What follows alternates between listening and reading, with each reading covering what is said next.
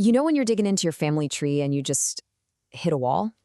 A strange gap in the records, maybe a sudden death that seems totally unexplained? Well, what if the answer wasn't in a dusty old book, but in the weather report from 200 years ago? Today, we're going to look at how these massive cataclysmic winter storms, especially in Appalachia, can actually be the key to unlocking our own family histories. So, here's where we're headed. We'll start with just how powerful Appalachian winters were. Then we'll look at some legendary deep snows. From there, we'll zoom in on one terrifying day in 1835, known as Cold Friday. And then we'll uncover the clues these events left behind. And finally, we'll see how you can connect all of this to your own family story. Okay, first things first, we have to get our heads around a really important idea. In these mountains, winter isn't just a season. Nope. It's an active, powerful force that has always dictated the rhythm of life. I love this line because it gets right to the heart of it. Understand in their bones. See, this isn't just about needing a warm coat. This is about a kind of inherited knowledge, a deep respect for how the cold and the land itself can isolate you, challenge you, and, well, define who you are. And that's what's so wild. This isn't just ancient history. When a modern snowstorm cuts off a road or freezes up the pipes today, it is a direct echo of what our ancestors went through. The mountains, they have a very long memory. So this raw power of winter wasn't just some abstract idea. It led to specific historical events. I mean, some winters were so bad they became landmarks in time.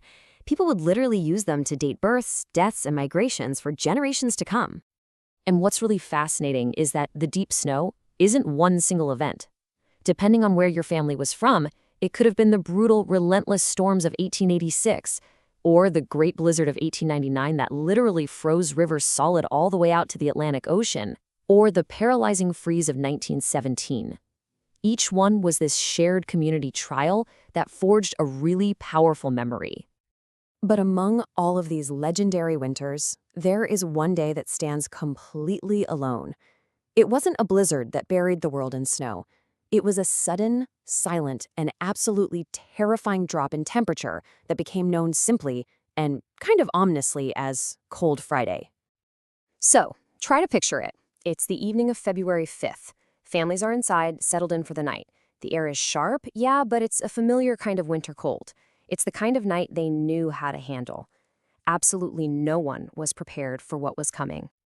Just before dawn, the wind shifted. And it wasn't just a change in direction, it was a total change in character. This hard, cutting wind that carried an Arctic cold so intense, people said it felt like a physical thing coming down from the mountaintops. By sunrise, the temperature had dropped so fast that frost was blooming thick on the inside of their cabin walls. I mean, think about that.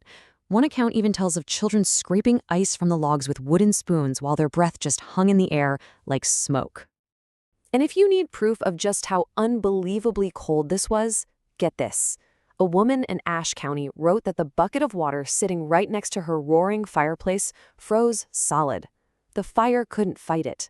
The cold was literally winning. This wasn't just a human tragedy. The natural world was caught completely by surprise. Newspapers from the time confirmed it. Birds were found frozen solid to tree branches. Entire orchards were destroyed in a single night. The world, it just turned brittle. That date, February 6, 1835, was seared into the collective memory. It became a benchmark for suffering and a story of survival that was passed down through generations. So that's a terrifying story.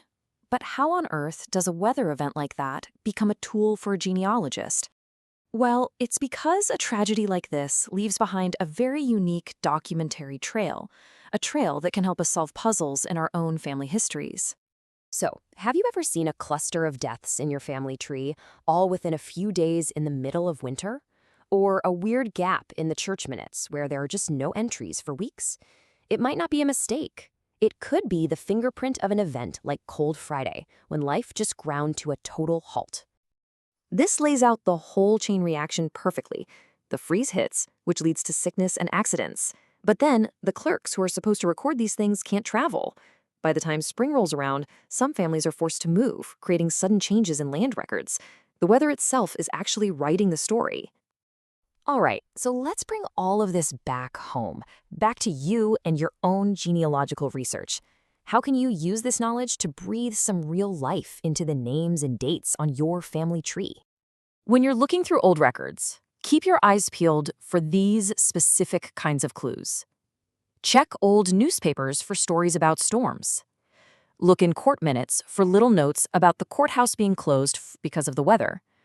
These details, they give you the why behind the what in your family's history. You know, at the end of the day, these winters were so much more than just hardships. They were crucibles. They were tests of endurance and community.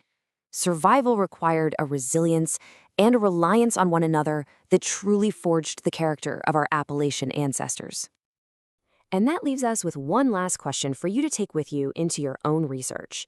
Take a closer look at those winter months in your family records. Is there a winter death, a delayed filing, a story passed down about a legendary freeze? The story of your family's survival, written in the frost, might be waiting right there for you to find it.